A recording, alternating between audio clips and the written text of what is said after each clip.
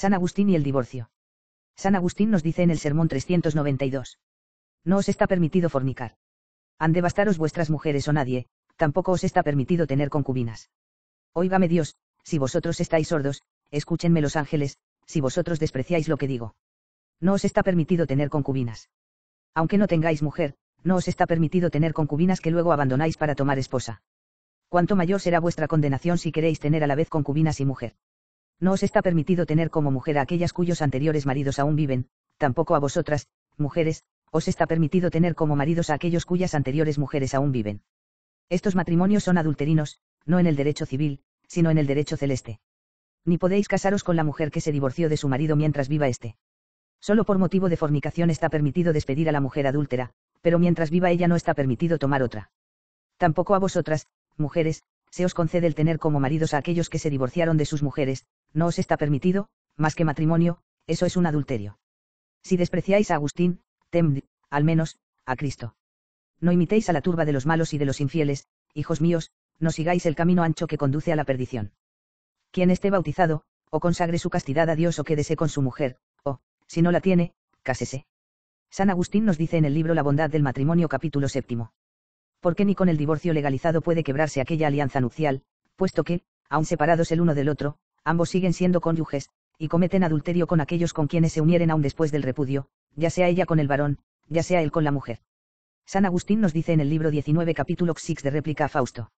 Respecto a no despedir la mujer, ¿qué otra cosa o qué cosa más oportuna mencionaré que aquel texto en que el mismo Señor respondió a los judíos que le preguntaban sobre ello?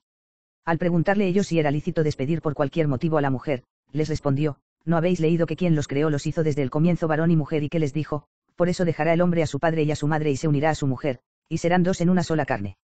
Así, pues, lo que Dios ha unido, que no lo separe el hombre. 92. Ved cómo los judíos, que cuando despedían a la mujer creían obrar conforme a la ley de Moisés, quedan convictos a partir de los mismos libros de Moisés de que no hay que despedirla. El testimonio del mismo Cristo nos lleva a conocer que Dios los creó, y que los hizo varón y mujer, por lo cual quedan condenados los maniqueos que lo niegan no ya en el libro de Moisés, sino resistiéndose al mismo Cristo. Además, si es verdad, como ellos piensan y proclaman, que el diablo fue quien los hizo macho y hembra y quien los unió, con qué astucia diabólica acusa Fausto a Moisés como si disolviese el matrimonio con el documento de repudio, a la vez que alaba a Cristo como si confirmase dicho vínculo por la autoridad del Evangelio, siendo así que, según su afirmación necia y sacrílega debería alabar a Moisés que separaba lo que había hecho y unido el diablo, y vituperar a Cristo que daba solidez a esa obra y unión del diablo. Como revela el maestro bueno la razón por la que luego permitió despedir a la mujer el mismo Moisés, que de la primera unión del varón y de la mujer dedujo la castidad conyugal tan santa y que ninguna separación había de violar. En efecto, cuando ellos le respondieron, porque Moisés mandó darle el documento del repudio y despedirla, él les replicó, os permitió despedir a vuestras mujeres por la dureza de vuestro corazón. 93. Esto es lo que expuse hace poco. Cuán grande no sería su dureza, que ni siquiera poniendo en medio el documento por el que se daba a los justos y sabios la oportunidad de disuadirles, no pudo quebrarse y doblegarse con vistas a recuperar y reconquistar el amor conyugal. Así el Señor declaró que mandaba la ley a los buenos y que permitía a los duros apoyándose en la ley misma. Cuando, recordando por la misma escritura la unión de varón y mujer, exhortó a no despedir a esta, expuso que dicha unión era de autoridad divina, y mostró que tenían que dar el documento de repudio por la dureza de su corazón o de lo indómito. San Agustín nos dice en el libro primero del Sermón de la Montaña capítulo 16. También se ha dicho, quien despidiere a su mujer, dele libelo de repudio. Esta justicia menor es propia de los fariseos y no le es contrario lo que dice el Señor, yo, en cambio, os digo, cualquiera que despidiese a su propia mujer, excepto en caso de fornicación, la expone al adulterio y quien se casa con una repudiada del marido comete adulterio. En efecto, aquel que mandó dar acta de repudio al despedir a su mujer, no mandó despedirla, sino que añadió, quien la despida, le dé libelo de repudio, a fin que el pensamiento del repudio mitigase la cólera temeraria de quien desecha a su mujer. Y quien ordenó una dilación para despedirla, dio a entender, en cuanto pudo, a los hombres violentos que él no aprobaba el divorcio. Y por eso el Señor, preguntado sobre esto en otro lugar, respondió de esta manera, esto lo mandó Moisés por la dureza de vuestro corazón. Pues, aunque fuese muy duro aquel que quería despedir a su mujer, sin duda se aplacaría fácilmente pensando que, dado el libelo de repudio, ella podría sin peligro alguno casarse con otro. Y, por tanto, el Señor, para confirmar todo esto, es decir, que no se despidiera a la mujer con facilidad, hizo excepción solo del acto de fornicación, todas las demás molestias, si se diesen algunas, manda sean toleradas con firmeza por la fidelidad y la castidad conyugal. Y afirma que es adúltero quien se desposare con una mujer divorciada del marido. El apóstol Pablo muestra los límites de esta obligación, insistiendo en que esto se debe respetar hasta que viva el marido, consintiéndole desposar después de muerto.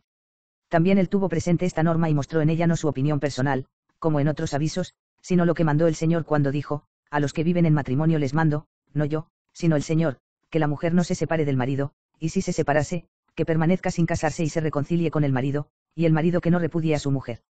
De igual manera, creo que, si el marido la despide, no tome otra mujer, y cuando despidiere la propia, procure reconciliarse con ella. Puede, pues, suceder que despida a la mujer por motivo de fornicación, cosa que el mismo Señor quiso que fuese la excepción.